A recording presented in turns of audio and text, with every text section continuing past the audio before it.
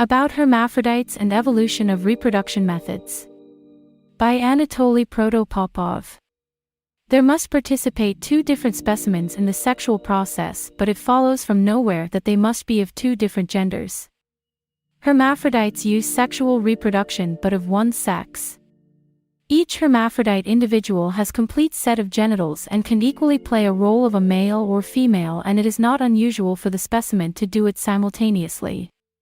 For example, some species of snails can copulate in large groups jointed in long ribbons or rings. Hermaphroditism is not so bad. It is more reliable and simple than different genders.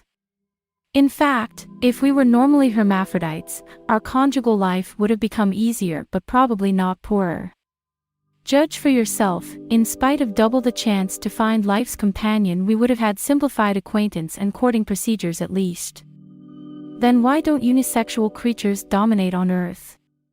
From this point, the most interesting things begin. Life on Earth was conceived approximately 3 to 3.5 billion years ago and reproduced vegetatively at first. The moment of invention of sexual reproduction is not certain, but the first cellular organisms, which appeared about 800 million years ago, used sexual reproduction, at least occasionally. Most of those organisms, like snails, worms, etc., that survived to our days, were mostly hermaphrodites, i.e., obviously unisexual beings, appeared much earlier. Their predominance ended in the Silurian period, approximately 400 million years ago. Along with them, the predominance of unisexual propagation came to an end. Since that time, dioecious reproduction is a rule because it has important advantages. What advantages? One of them is very obvious. Some hermaphrodites, but not all, are able to copulate with themselves, and unlike masturbators can have posterity. Of course, such an extreme incest contradicts the sense of dioecious propagation and should be prevented somehow, because this kind of sexual reproduction is barely different from vegetative.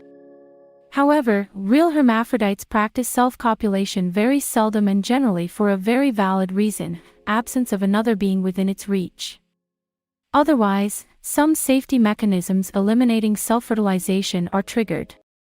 Initially, sex specialization is one of such mechanisms, but this is not enough to squeeze out hermaphrodites.